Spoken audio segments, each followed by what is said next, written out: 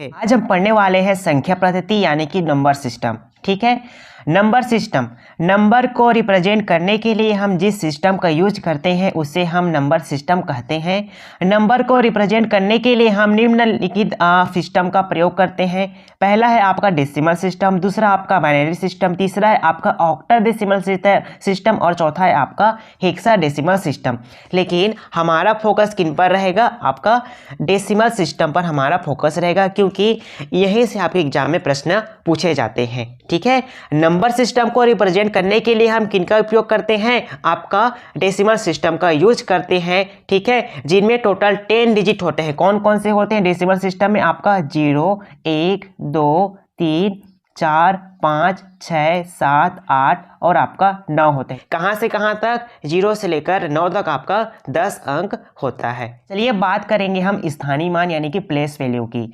स्थानीय मान का मतलब क्या होता है कि कौन सा डिजिट जो है किस स्थान पर स्थित होता है। कहने का मतलब ये है जैसे कि आपके सामने कोई संख्या दिया हुआ है 6, 7, 8, 9, उनमें आपसे पूछ दिया गया कि 7 का स्थानीय मान क्या होता है, आपको बताना है। यानी कि प्लेस वैल्यू बताइए किनका? 7 का। तो आपको कुछ नहीं करना है। 7 के बाद कितने अंक है? 7 के बाद कितने अंक है? आपके 2 अंक है। तो 7 के बाद हम कितने जीरो लगा देंगे? 2 जीरो लगा देंगे। तो इस प्रकार से 6789 में जो 7 का आपका प्लेस वैल्यू हो कितना हो जाएगा? आपका 700 हो जाएगा। अगर आपसे और पूछता कि 6789 में 6 का प्लेस वैल्यू कितना है, तो आप क्या कीजिएगा? जिस संख्या को पूछा गया है उस संख्या को सबसे पहले यहाँ पर 6 को लिख देंगे। अब देखेंगे 6 के बाद कितने अंक हैं। 6 के बाद आपके कितने अंक है? 1, 2, 3, 3 अंक है तो 3 जीरो लगा देंगे। 1, 2, 3। इस प्रकार से यहाँ पर 6 का जो प्लेस वैल्यू है कितना हो जाएगा? 6000 हो जाएगा। ठीक है, ये तो हो गया आपका प्लेस वैल्यू। अब चलिए बात करते हैं हम किसकी? फेस वैल्यू की बात करते हैं। फेस वैल्यू यानी कि इसे जाति मान भी कहा जाता है, इसे अंकी मान भी कहा जाता है। किसी भी संख्या में किसी अंक का फेस वैल्यू स्वयं वही अंक होता है, चाहे वो अंक किसी स्थान पर क्यों ना हो। अर्थात जो अंक जितना होता है उतना ही उसका क्या होता है? फेस वैल्यू भी होता है। अगर यहाँ पर क्या कहा जा रहा है? 4567 में 6 का फेस वैल्यू क्या होगा, आपको यहाँ पर बताना है। 6 फेस वैल्यू पूछा जा रहा है तो 6 आपका फेस वैल्यू होगा। अगर आपसे यहाँ पर पूछा जाता है 4 तो आपका यहाँ पर 4 जो है फेस वैल्यू होता।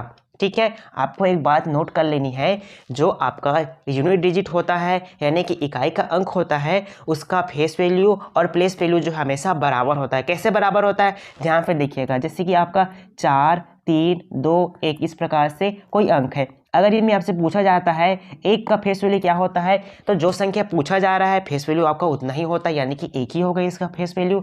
अगर आपसे पूछा जाएगा 4321 में आपका 1 का जो प्लेस वैल्यू है कितना होगा, तो हम देखेंगे 1 के बाद में कोई संख्या है, 1 के बाद में कोई संख्या नहीं है, यानी कि आपका 1 का प्लेस वैल्यू कितना होगा? केवल 1 ही होगा। तो इस तरह से आप देखें कि मतलब इकाई अंक का जो फेस वैल्यू और प्लेस वैल्यू दोनों जो है क्या होता है? हमेशा बराबर होता है। ठीक है, चलिए अब देखेंगे सम्मिश्र संख्या यानी कि कॉम्प्लेक्स नंबर। बहुत सारी संख्याओं के मिश्रण से जो नई संख्या बनती है उसे हम कॉम्प्लेक्स नंबर कहते हैं। अब चलिए हम कॉम्प्लेक्स नंबर को 2 भागों में क्लासिफिकेशन करते हैं। ठीक है, एक तो हो जाएगा आपका वास्तविक संख्या, दूसरा हो जाएगा आपका काल्पनिक संख्या। अब देखते हैं काल्पनिक वास्तविक संख्या किसे कहा जाता है। वे संख्या जो वास्तव में है और जिनका उपयोग हम अपनी वास्तविक दुनिया में कर सकते हैं उसे हम वास्तविक संख्या कहते हैं। जितने भी आपके प्राकृतिक संख्या हो गए, पूर्ण संख्या हो गए, पूर्णांक हो गए, परिमेय संख्या हो गए, आपके अपरिमेय संख्या हो गए, ये सभी आपके क्या होते हैं? वास्तविक संख्या यानी कि रियल नंबर कहलाते हैं। ठीक है, चलिए अब बात करते हैं आपका काल्पनिक संख्या की। वे सभी संख्या जो वास्तव में नहीं है और जिनका उपयोग हम अपनी वास्तविक दुनिया में नहीं कर सकते हैं, उन सभी संख्याओं को केवल हम क्या कर सकते हैं? कल्पना कर सकते हैं, उसे हम काल्पनिक संख्या कहा जाता है। ठीक है, चलिए ये तो हो गया आपका काल्पनिक संख्या। अब समझिएगा यहाँ पर कुछ इंपॉर्टेंट बातों को। आई जो है आपका क्या है? आपका काल्पनिक संख्या है। ठीक है, काल्पनिक संख्या है। आई स्क्वायर का जो मान होता है वो कितना होता है? -1 होता है। अगर हम सिर्फ आई की बात करें, आई का वैल्यू कितना होता है, तो आई बराबर होता है आपका रूट के अंदर -1। इस प्रकार से आई का मान होता है।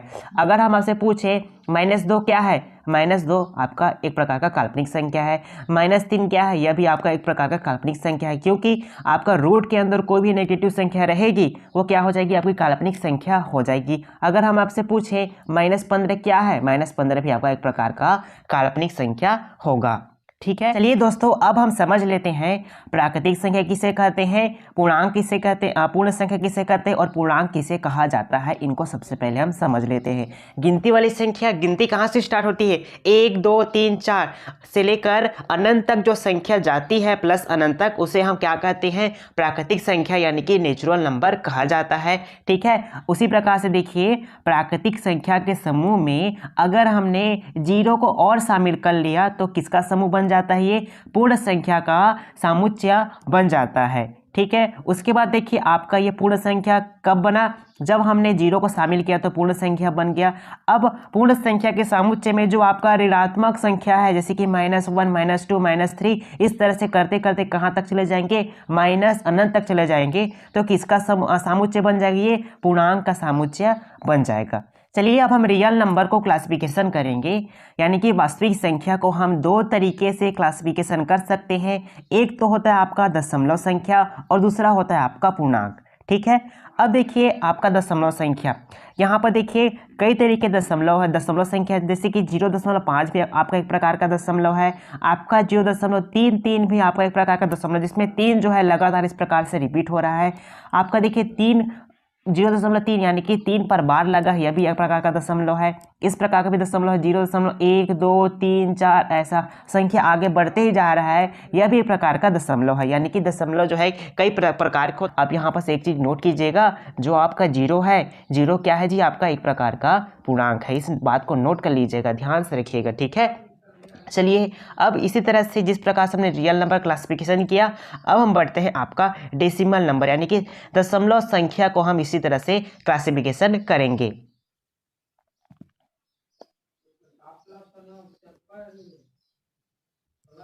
चलिए देखते हैं दशमलव संख्या। दशमलव संख्या को हम दो तरीके से क्लासिफिकेशन कर सकते हैं। पहला होता है आपका रिकरिंग डेसिमल और टर्मिनेटिंग दशमलव, जिसे हम क्या करते हैं, आवर्ती दशमलव कहते हैं। ठीक है, उसी प्रकार से जो आपका क्या होता है नॉन रिकरिंग डेसिमल और नॉन टर्मिनेटिंग डेसिमल, इसे हम अनावर्ती दशमलव कहते हैं। अब सबसे पहले हम समझ लेते हैं जो आपका रिकरिंग डेसिमल होता है और टर्मिनेटिंग डेसिमल होता है, इनका मतलब क्या होता है। रिकरिंग का मतलब क्या होता है, बार बार संख्याओं का पुनरावृत्ति, यानी कि वही संख्या जो है बार बार रिपीट हो रही है। ठीक है, अगर हम टर्मिनेटिंग की बात करते हैं, संख्या का खत्म हो जाना यानी कि समाप्त हो जाना। ठीक है, नॉन रिकरिंग का मतलब होता है, मतलब संख्या का बार बार रिपीट ना होना। नॉन टर्मिनेटिंग का मतलब होता है मतलब समाप्त ना होना। ठीक है, अब यहाँ पर ध्यान से आप समझिएगा। आपका देखिए हमने बोला आपका क्या होता है, रिपीटिंग होता है और समाप्त भी होता है। समाप्त कैसे होगा, समाप्त कहने का मतलब है समाप्त कैसे होगा, जैसे कि आपका 0 इस प्रकार से 5 ये लिखा है तो इसको हम समाप्त कर सकते हैं। समाप्त कहने का मतलब ये है, हम इसको क्या लिख सकते हैं, यहाँ पर उसका जो दशमलव है ना उसको हम हटा सकते हैं। कैसे हटा सकते हैं, अगर हम इनको 0.5 को 5/10 इस प्रकार से लिख देंगे तो क्या हो जाएगा, यहाँ पर से दशमलव जो है हट जाएगा। ठीक है, उसी प्रकार से आपका जो है 0 आपका 1 है ना, उनमें भी क्या कर सकते हैं, हम 1/10 लिखेंगे तो यहाँ से दशमलव हट जाएगा। और देखिए जो आपके बार वाली संख्या होती है, बार वाली संख्या ये देखिए 0.333 यहाँ पर लगातार रिपीट हो रही है, लगातार रिपीट हो रही है, क्या रिपीट हो रही है, जिस कारण से हम यहाँ पर बार लगाते हैं। अब इसको भी हम हटा सकते हैं, हटाएंगे तो कैसे हो जाएगा आपका आंसर 3/9 इस प्रकार से हो जाएगा।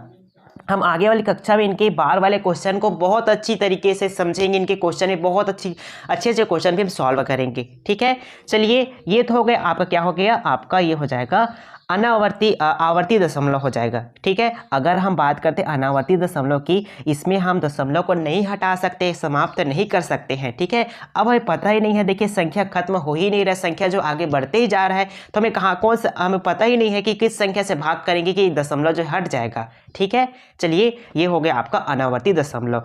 अब यहाँ पर आपका ध्यान देना है। ठीक है, जो आपका यहाँ रिकरिंग डेसिमल होता है और टर्मिनेटिंग डेसिमल होता है, यह एक प्रकार का क्या होता है, फ्रैक्शन होता है। ठीक है, इसे हम p/q के रूप में लिख सकते हैं। p/q कहने का मतलब है आपका p/q। देखिए आपका 5/10, इसको हमने 5/10 के रूप में लिखा, ये क्या हो जाएगा आपका ये हो जाएगा आपका एक प्रकार का परिमेय संख्या हो जाएगा। ठीक है, जिस भी संख्या को हम p बटे q के रूप में लिख सकते हैं उसे हम क्या कहते हैं, परिमेय संख्या कहते हैं। ठीक है, देखिए आपका ये यहाँ पर देखिए 1 बटा आपका 10 है, इसे भी हमने किस रूप में लिख लिया, p बटे q के रूप में लिख लिया, तो ये भी आपका क्या हो जाएगा, एक प्रकार का परिमेय संख्या हो जाएगा। लेकिन अब सोच रहे होंगे जो 22/7 है वो क्या है, देखिए 22/7 भी आपका एक प्रकार का क्या है, परिमेय संख्या है। चलिए इनके कुछ फैक्ट हम यहाँ पर जान लेते हैं, यहाँ पर देख लेते हैं। ठीक है, देखिए रिपीटिंग और टर्मिनेटिंग डेसिमल को हम p/q के रूप में लिखते हैं। ठीक है, और इसलिए सभी रिपीटिंग डेसिमल जो है क्या होते हैं, परिमेय संख्या होते हैं। प्रत्येक फ्रैक्शन एक परिमेय संख्या यानी कि रेशनल नंबर कहलाता है। प्रत्येक इंटीजर भी आपका एक परिमेय संख्या है। प्रत्येक इंटीजर चाहे 0 ये है, 0 हो गया आपका, प्लस आपका इंटीजर हो जाएगा या फिर माइनस इंटीजर हो जाएगा, ये सभी जो है आपके क्या कहलाएंगे, परिमेय संख्या कहलाएंगे। 0 भी आपका एक प्रकार का परिमेय संख्या है। अब बोलेंगे सर 0 कैसे परिमेय संख्या है, देखिए 0 ये है आपका। ठीक है, 0 को अगर हमने 3 से भाग किया, भाग करेंगे कितना आएगा, 0 ही आएगा। ठीक है, लेकिन 0 को हमने किस रूप में लिख लिया, p/q के रूप में इस प्रकार से लिख लिया, तो इस प्रकार से आपका 0 भी क्या है, आपका परिमेय संख्या हो जाएगा। अगर मैं आपसे पूछूं कि 5 क्या है, 5 भी आपका परिमेय संख्या है। कैसे परिमेय संख्या है, 5 में अगर हम 1 का भाग करेंगे तो आपका आंसर यहाँ पर कितना आएगा, 5 आएगा। यानी कि 5 को हमने p/q के रूप में इस प्रकार से 5/1 के रूप में हमने लिख लिया। ठीक है, अब चलिए देखते हैं आपका अपरिमेय संख्या किसे कहते हैं। वे संख्या जिसे हम p/q के रूप में नहीं लिख सकते हैं उसे हम क्या कहते हैं, अपरिमेय संख्या कहते हैं। ठीक है, आपका जो पाई होता है, पाई आपका अपरिमेय संख्या होता है। देखिए आपका जो √7 है ये भी आपका अपरिमेय संख्या है, यानी कि वे संख्या जो रूट से बाहर ना निकले वह रूट के अंदर ही रह जाए वो आपका क्या कहलाता है, अपरिमेय संख्या कहलाता है। जिस प्रकार से आपका यहाँ पर 3 हो जाएगा, 3 जो है रूट से बाहर ही नहीं निकल पा रहा है, रूट के अंदर ही रह जा रहा है, तो क्या हो जाएगा, आपका एक प्रकार का अपरिमेय संख्या हो जाएगा। ठीक है, मैं उम्मीद करता हूं आप परिमेय संख्या और अपरिमेय संख्या को बहुत अच्छी तरीके से समझ गए होंगे। चलिए हम इनके क्वेश्चन सॉल्व करेंगे। तो पहला क्वेश्चन आपको उनमें से है, पाई क्या है। हमने अभी पढ़ा पाई एक प्रकार का अपरिमेय संख्या है। अब बताइए आप मुझे कौन सी संख्या अपरिमेय है। देखिए आपका 3.9 परिमेय है, आपका 1/4 जो है परिमेय है, और 0.25 भी परिमेय है। क्यों परिमेय है, क्योंकि हम इन्हें p/q के रूप में लिख सकते हैं, जिस कारण से क्या हो जाएंगे, आपके परिमेय संख्या हो जाएंगे। लेकिन 1.23126 है, ये क्या हो जाएगा, आपका अपरिमेय संख्या हो जाएगा। अगला क्वेश्चन आपका, निम्नलिखित में से कौन सा परिमेय संख्या होगा, आपको यहाँ पर बताना है। ठीक है, ये विषम है, ये तो नहीं हो पाएगा। इसको देखते हैं, सम है तो चेक करके देखते हैं। आपका √2 है, ठीक है, इस प्रकार से है, और इसके ऊपर √4 है। √4 का मान कितना होता है, आपको पता होगा, 2 होता है। ठीक है, तो क्या हो जाएगा, √2 इसकी पावर क्या हो जाएगी, आपकी 2 हो जाएगी। 2 कहने का मतलब है 2 बार हो जाएगा, √2 गुना √2 इस प्रकार से 2 बार हो जाएगा। 2 बार जोड़ा बन रहा है तो क्या हो जाएगा, 2 है इस प्रकार से बाहर आ जाएगा। तो परिमेय संख्या कौन सा हो जाएगा, आपका यहाँ पर ऑप्शन नंबर बी हो जाएगा। ये भी नहीं होगा ना ये भी होगा। ठीक है, ये अब हम इंटीजर यानी कि पूर्णांक को क्लासिफिकेशन करेंगे। हम पूर्णांक को 3 तरीके से क्लासिफिकेशन कर सकते हैं। एक आपका होता है धनात्मक पूर्णांक होता है, दूसरा आपका होता है ऋणात्मक पूर्णांक, और तीसरा होता है आपका 0। ठीक है, इस प्रकार से हम पूर्णांक को कितने तरीके से क्लासिफिकेशन कर सकते हैं, 3 तरीके से क्लासिफिकेशन कर सकते हैं। ठीक है, आपका पॉजिटिव इंटीजर में क्या होता है, +1 फिर स्टार्ट तक कहाँ तक चला जाता है, आपका +∞ तक चले जाते हैं। ठीक है, आपका जो नेगेटिव इंटीजर होता है वो -1 से स्टार्ट होकर कहाँ तक जाते हैं, -∞ यानी कि अनंत तक जाते हैं। 0 भी आपका एक प्रकार का क्या है भाई, आपका पूर्णांक है। इस बात को याद रख लीजिएगा, 0 के लिए 0 जो है ना तो आपका धनात्मक पूर्णांक है, न ही आपका ऋणात्मक पूर्णांक है। 0 जो है आपका एक प्रकार का क्या है, न्यूट्रल पूर्णांक होता है, न्यूट्रल इंटीजर होता है। ठीक है, इस बात को आप ध्यान रखिएगा। चलिए हम इनके कुछ इंपॉर्टेंट बातों को और देख लेते हैं। देखिए 0 जो है आपका इवन इंटीजर होता है, यानी कि सम पूर्णांक होता है। इसको हम आगे प्रूव करेंगे कि हम किस प्रकार से कह सकते हैं कि 0 जो है आपका इवन इंटीजर है। ठीक है, अगर हम पॉजिटिव यानी कि धनात्मक पूर्णांक की बात करते हैं, धनात्मक पूर्णांक का जो आपका संख्याओं का समुच्चय होता है वो आपका क्या कहलाता है, प्राकृतिक संख्याओं का समुच्चय कहलाता है। 1 2 3 से स्टार्ट होते होते कहाँ तक जाता है, प्लस अनंत तक जाते हैं ये क्या कहलाएंगे, आपके प्राकृतिक संख्या का समुच्चय कहलाएंगे। अगर हम पॉजिटिव इंटीजर के समुच्चय में क्या शामिल कर लेते हैं, जीरो को और शामिल कर लेते हैं तो किनका समुच्चय बन जाता है, आपका पूर्ण संख्या का समुच्चय बन जाता है, यानी कि होल नंबर का समुच्चय इस प्रकार से बन जाता है। ठीक है, चलिए क्वेश्चन कर लेते हैं, उसके बाद अगले टॉपिक में चलेंगे। तो क्वेश्चन आपका पूर्णांक यानी कि इंटीजर को निम्न में से किस रूप में वर्गीकृत किया गया है, आपको यहाँ पर बताना है। ठीक है, हमने यहाँ पर सभी पढ़ा कि जो आपका इंटीजर होता है उसे हमने 3 भाग में बांटा था। एक आपका होता है पॉजिटिव होता है, एक आपका नेगेटिव होता है और एक आपका जीरो होता है। किस ऑप्शन में ऐसा है, तो आपका ऑप्शन नंबर सी में है, तो हमारा ऑप्शन नंबर सी जो है इस प्रकार से राइट आंसर हो जाएगा। चलिए अब देखते हैं आपका इंटीजर यानी कि पूर्णांक। अब जो आपका पूर्णांक है उसको सम और विषम के आधार पर हम कितने भाग में बांट सकते हैं, आपका 2 भाग में बांट सकते हैं। एक तो होता है आपका सम पूर्णांक और दूसरा होता है आपका विषम पूर्णांक। ठीक है, सबसे पहले अगर हम बात करें कि सम पूर्णांक किसे कहा जाता है, जो भी संख्या जो 2 से पूरी तरह से विभाजित हो जाती है उसे हम क्या कहते हैं, सम पूर्णांक यानी कि इवन इंटीजर कहा जाता है। जैसे कि अगर हम बात करें 6 को 2 से भाग करेंगे, 2 से भाग करेंगे कितने बार में चला जाएगा, 3 बार में पूरी तरह से कट जाएगा, तो क्या हो जाएगा आपका 6 जो है आपका सम पूर्णांक है। ठीक है, अगर हम बात करते हैं ऑड इंटीजर किसे कहते हैं, वे संख्या जो 2 से पूरी तरह से विभाजित नहीं होती है वे सभी संख्या क्या कहलाती है, आपकी विषम पूर्णांक कहलाता है। अगर हम 5 में 2 का भाग करेंगे, 2 का भाग करेंगे कितने बार में जाएगा, 2 बार में जाएगा, लेकिन आपका शेष 1 बच जाएगा, तो 5 जो है आपका क्या हो जाएगा, यहाँ पर विषम पूर्णांक हो जाएगा। हमने आपको बताया था कि जो आपका जीरो होता है, जीरो क्या है आपका जी, एक प्रकार का इवन इंटीजर है यानी कि सम पूर्णांक है। चलिए उनको हम प्रूव करते हैं कि हम कैसे कह सकते हैं कि आपका जो जीरो है वो आपका सम पूर्णांक है। चलिए इनको यहाँ पर सब प्रूव करते हैं। देखिए सबसे पहले क्या करेंगे, हम जीरो को हम इवन नहीं मानते हैं, जीरो को हम क्या मानते हैं, यहाँ पर ऑड मानते हैं। ऑड मान के देखते हैं कि आपका जो आंसर है आता है कि नहीं आता है, उसके बाद हम इसको इवन मानेंगे। ठीक है, जब हम जीरो को इवन मानेंगे तो कौन कौन से प्रॉपर्टी इन सभी को फॉलो करना चाहिए, इवन प्लस इवन बराबर क्या होता है, इवन आता है, ऑड प्लस ऑड बराबर आपका इवन आता है, और इवन प्लस ऑड बराबर आपका आंसर जो है ऑड आता है। इन सभी को क्या करना चाहिए, प्रॉपर्टी को सही होना चाहिए, तभी हम कह सकते हैं कि जीरो जो आपका ऑड नंबर है। ठीक है, चलिए बढ़ते हैं एक एक की तरफ।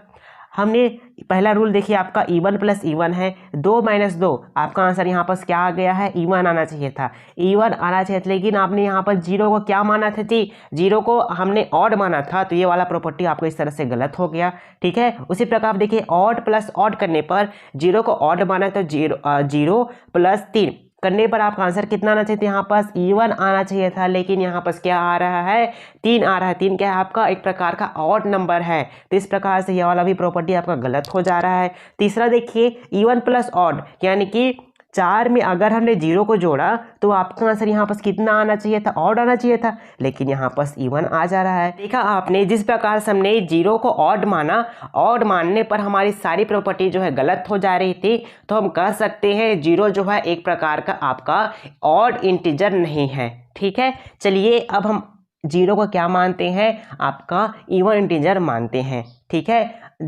ये सभी प्रॉपर्टी देखिए इवन प्लस इवन बराबर इवन आना चाहिए, जीरो को हमने इवन माना, 0 + 2 आया, तो इवन आपका आंसर यहाँ पर बिल्कुल सही आ गया। ठीक है, ऑड प्लस ऑड बराबर इवन आना चाहिए, यानी कि ऑड 3 हो गया और आपका यहाँ पर ऑड -3 हो गया, इवन क्या आ गया, हमने जीरो क्या माना था, इवन, तो इस प्रकार से ये वाला प्रॉपर्टी भी आपका सही आ गया। ठीक है, इवन प्लस ऑड मतलब इवन कौन है आपका, जीरो है, जीरो में +3 कर देंगे तो आपका आंसर यहाँ पर ऑड आना चाहिए, जो बिल्कुल यहाँ पर ऑड आ रहा है। देखा आपने, अगर हमने जीरो को क्या माना है भाई, इवन माना है, तो हमारी सारी प्रॉपर्टी जो है क्या आ रही है, सही आ रही है। ठीक है, तो हम कह सकते हैं जीरो जो है आपका क्या है, एक प्रकार का इवन इंटीजर है। इस बात को आप ना अपने कॉपी पर अच्छे से नोट कर लीजिएगा। चलिए हम इसी तरह से अब आगे बढ़ते हैं। एक क्वेश्चन है आपका, यहाँ पर देख लीजिए, शून्य क्या है, शून्य आपका एक प्रकार का सम संख्या है यानी कि इवन इंटीजर है। ठीक है, अब हम क्लासिफिकेशन करेंगे धनात्मक पूर्णांक की। धनात्मक पूर्णांक हम 2 तरीके से क्लासिफिकेशन कर सकते हैं, एक आपका होता है अभाज्य संख्या और दूसरा होता है आपका भाज्य संख्या और तीसरा होता है आपका एक। ठीक है, सबसे पहले हम किनको समझेंगे अच्छे तरीके से, हम इनको अभाज्य संख्या यानी कि प्राइम नंबर को समझेंगे, ये क्वेश्चन करेंगे, उसके बाद हम एक और आपका कंपोजिट नंबर की तरफ बढ़ेंगे। अब सबसे पहले हम देख लेते हैं कि आपका जो अभाज्य संख्या यानी कि प्राइम नंबर किसे कहा जाता है। इनको देख लीजिए, वे संख्या जिनके केवल व केवल 2 फैक्टर होते हैं तो उसे हम क्या कहते हैं, प्राइम नंबर कहते हैं। एक फैक्टर तो आपका 1 होता है और दूसरा फैक्टर वो क्या होता है, स्वयं वही संख्या होता है। कैसे होता है, अब ध्यान दीजिएगा। जैसे कि आपका 5 है, 5 का फैक्टर एक तो 1 हो जाएगा, दूसरा वही स्वयं संख्या यानी कि यहाँ पास 5 ही होगा। अगर हम 7 की बात करें, 7 है, 7 का एक फैक्टर आपका 1 होगा और दूसरा फैक्टर स्वयं 7 ही होगा। ठीक है, मतलब इसके 2 फैक्टर हो गए तो क्या हो जाएगा, आपके प्राइम नंबर इस तरह से हो जाएंगे। चलिए मैं कुछ आपको इंपॉर्टेंट बातें बता रहा हूँ, इन सभी चीज़ों को आप अपने कॉपी पर नोट कर लीजिएगा। देखिए, सबसे पहले देखिए फर्स्ट प्राइम नंबर कौन है आपका, 2 है। 2 जो है पहला अभाज्य संख्या है। ठीक है, only one even prime number 2, मतलब 2 एक ऐसा अभाज्य संख्या है जो क्या है, समपूर्णांक है। ठीक है, इस बात को आप ध्यान रखिएगा। बस 2 ही जो है आपका पूरे मतलब टेबल में क्या होंगे, आपका समपूर्णांक होंगे, बाकी जो है सभी क्या होते हैं, ऑड होती हैं। ठीक है, 1 से 50 तक में कितने प्राइम नंबर होते हैं, तो 15 प्राइम नंबर होते हैं। 50 से आपका अब 100 तक में कितने प्राइम नंबर होते हैं, तो आपका 10 प्राइम नंबर होते हैं। यानी कि 1 से 100 तक में कितने प्राइम नंबर होते हैं, तो आपका 25 प्राइम नंबर होते हैं। 1 से 200 के बीच में कितने प्राइम नंबर, तो 46 प्राइम नंबर होते हैं। 1 से 1000 के बीच में कितने प्राइम नंबर होते हैं, तो आपका 168 प्राइम नंबर इस प्रकार से होते हैं। चलिए मैं आपको बताता हूँ कि प्राइम नंबर 1 से 100 तक में कौन कौन से वो प्राइम नंबर होते हैं, उन सभी प्राइम नंबर को हम देख लेते हैं। चलिए यहाँ पर हम देखेंगे।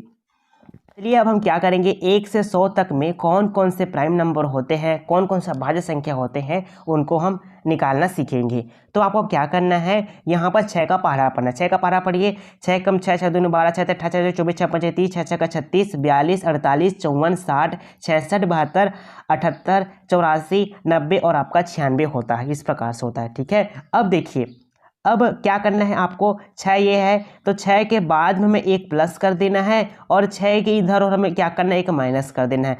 प्लस करेंगे तो 7 हो जाएगा, यहाँ पर 13 हो जाएगा, 19 हो जाएगा, 25, 31, 37 आपका 43 हो जाएगा, 49, 55, 61, 67, 73, 79, 85, 91 और 97 हो जाएगा। ठीक है, अगर माइनस करेंगे 6 में 1 घटाएंगे तो 5, यहाँ पर 11, 17, 23, 29, 35, 41, 47, 53, 59, 65, 71, 77, 83, 89 और आपका 95 इस प्रकार से हो जाएगा। इन तीनों को हम छोड़ देंगे। अब आपको यहाँ पर ध्यान रखना है, कैसे ध्यान रखना है, अब देखिए 5 और 7 से ऐसा कौन कौन सी संख्या है वो जो कट रही है उसको काट देना है आपको। 5 से जो है 25 आपका कट जाएगा, इसको हटा दीजिए। 35 भी कट जाएगा। ठीक है, आपका 7 से 49 कट जाएगा। 55 जो है आपका 5 से कट जाएगा। 65 जो है 5 से कट जाएगा और 7 से आपका 77 कट जाएगा और जो आपका 5 है 85 कट जाएगा और 7 से आपका 91 भी कट जाएगा। और जो बाकी बची जो भी संख्या है यहाँ पर, वे सभी कौन सी संख्या है, वे सभी जो है आपकी प्राइम नंबर है। ठीक है, चलिए इनके कुछ और बातों को हम अच्छी तरीके से जान लेते हैं। 2 डिजिट का सबसे बड़ा प्राइम नंबर कौन सा है, वो आपका 97 होता है। 3 डिजिट का सबसे छोटा प्राइम नंबर कौन सा होता है, तो आपका आंसर होगा वो क्या होता है, 101 होता है। ठीक है, कैसे 101 होता है, देखिए आपका यहाँ पर क्या होगा, इसमें 96 में 6 जोड़ेंगे, कितना आ जाएगा आपका आंसर यहाँ पर 102 इस प्रकार से आ जाएगा। इसमें एक माइनस करेंगे तो आपका क्या आ जाएगा, 101 आ जाएगा। इसमें प्लस करेंगे तो आपका आंसर यहाँ पर 103 आ जाएगा। 101 और 103 में कौन बड़ा कौन छोटा है, तो देखिए आपका 101 है, तो 101 जो है 3 नंबर का सबसे छोटा प्राइम नंबर हो जाएगा। ठीक है, आपको 6 का पहाड़ा लेके इनको क्या करना रहता है, निकालना रहता है। इन बातों को आप ध्यान रखेंगे। चलिए इनके हम क्वेश्चन को सॉल्व करेंगे। देखिए सबसे पहला क्वेश्चन आपका है, सबसे छोटा अभाज्य संख्या कौन है। सबसे छोटा अभाज्य संख्या क्या है आपका, यहाँ पास 2 है। ठीक है, सबसे छोटा नॉन नेगेटिव प्राइम आपका इंटीजर कौन सा है, तो आपका 2 होता है।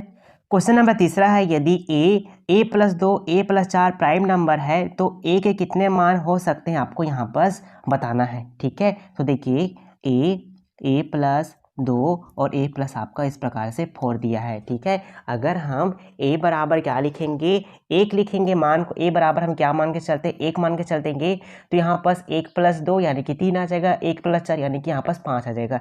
लेकिन देखिए जो आपका 1 होता है वो आपका प्राइम नंबर नहीं है। ठीक है, तो a बराबर प्राइम नंबर नहीं देगा। ठीक है, अगर हम बात करते हैं आपका यहाँ पास a बराबर 2 रखने की, तो a बराबर 2 रखेंगे, 2 क्या है आपका प्राइम नंबर है। ठीक है, 2 रख दिए, 2 में 2 जोड़ेंगे तो 4 हो जाएगा, 2 में 4 जोड़ेंगे तो 6 हो जाएगा।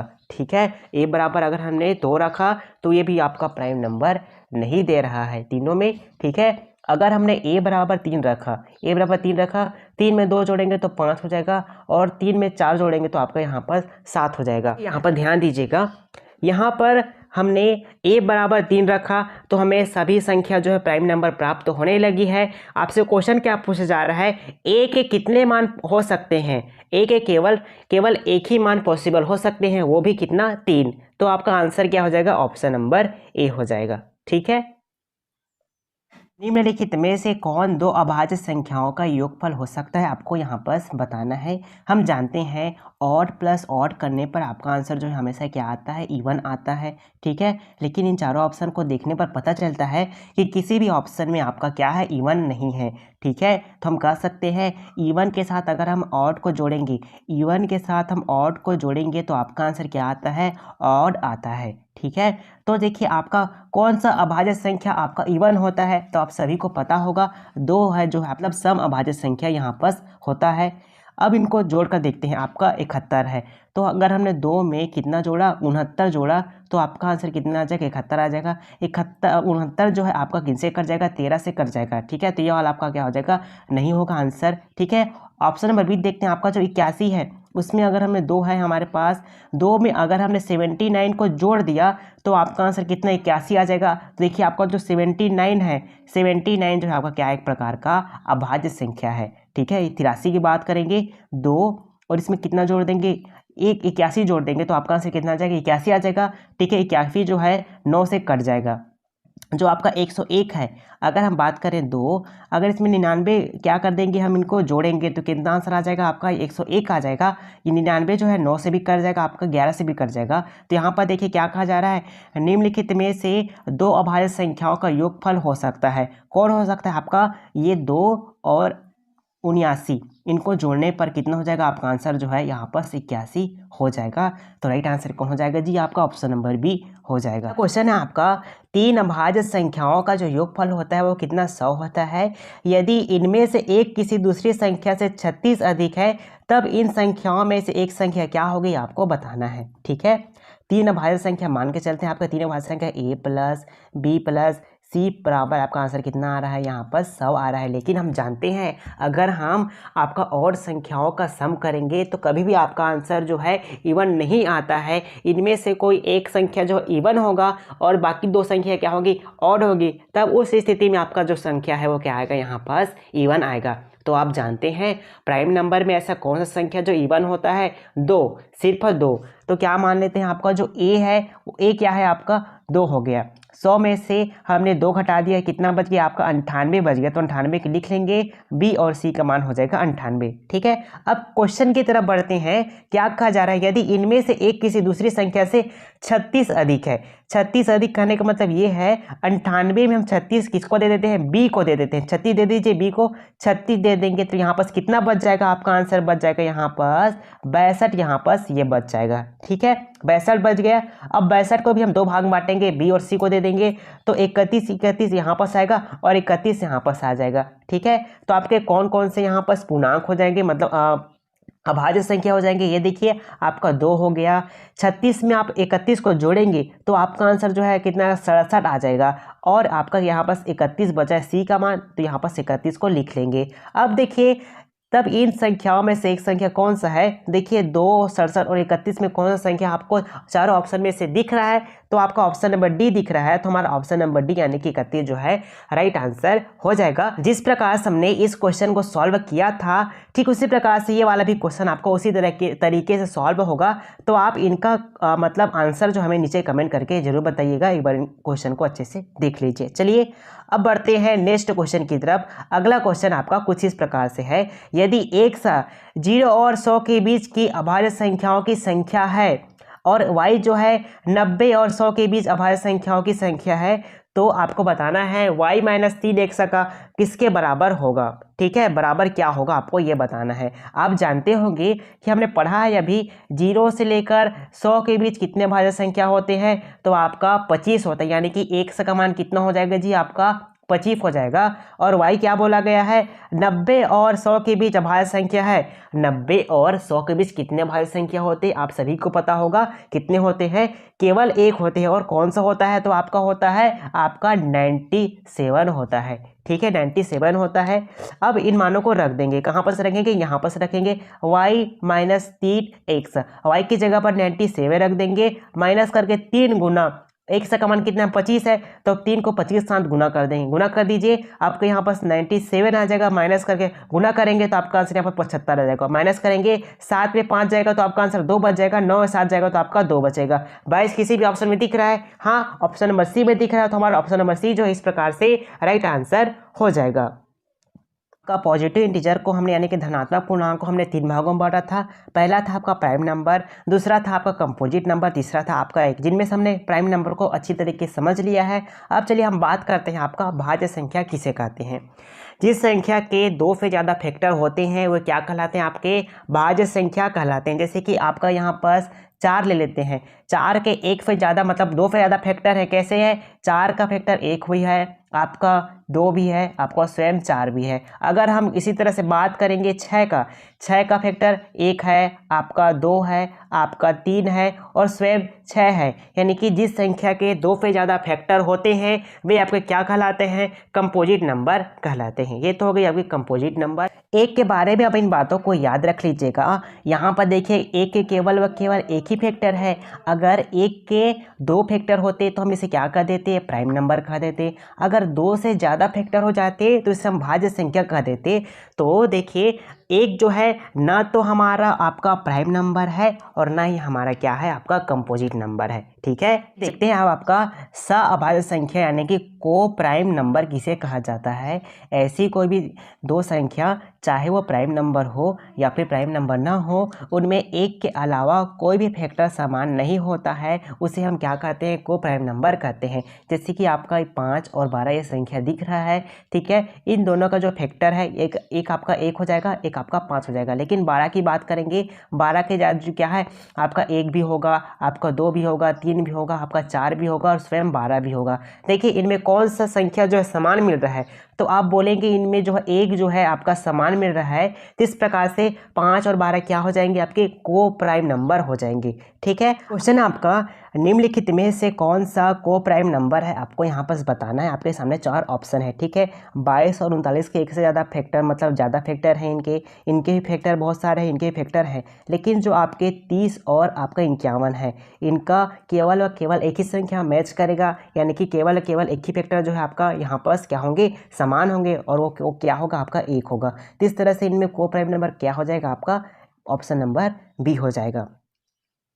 चलिए अब बात करते हैं आपका ट्विन प्राइम नंबर किसे कहते हैं, यानी कि जुड़वा अभाज्य संख्या किसे कहेंगे, इसको देख लेते हैं। ऐसे प्राइम नंबर जिनके बीच का मतलब डिफरेंस कितना होता है, आपका 2 होता है, उसे हम ट्विन प्राइम नंबर कहते हैं। कैसे, देखिए आपका 5 और 7 है, इनके बीच का डिफरेंस कितना है, 2 है। 11 और 13 इनके बीच का डिफरेंस 2 है। आपका 17 और 19 इनके बीच का डिफरेंस कितना, 2 है। ठीक है, मतलब ऐसे प्राइम नंबर जिनके बीच का डिफरेंस कितना होता है, 2 होता है, उसे हम ट्विन प्राइम नंबर कहते हैं। ठीक है, अब देख लीजिए 1 से 50 तक में कितने ट्विन प्राइम नंबर होते हैं, तो आपके 6 ट्विन प्राइम नंबर होते हैं। ठीक है, ये देख लीजिए 1 2 3 4 5 और ये 6 हो जाएंगे। अगर हम बात करें 1 से 100 तक में कितने ट्विन प्राइम नंबर होते हैं, तो आपके 2 और बढ़ जाएंगे, 7 और 8 कितने हो जाएंगे, 1 से 100 तक में 8 ट्विन प्राइम नंबर होते हैं। चलिए अब बात करते हैं परफेक्ट नंबर। परफेक्ट नंबर हम किसे कहेंगे। ठीक है, कोई संख्या हमने लिया, जैसे कि हमने 6 ले लिया, ठीक है। 6 कितने फैक्टर होते हैं, तो आप बोलिएगा 1 भी होता है, 2 भी होता है, 3 भी होता है और स्वयं 6 भी होता है। ठीक है।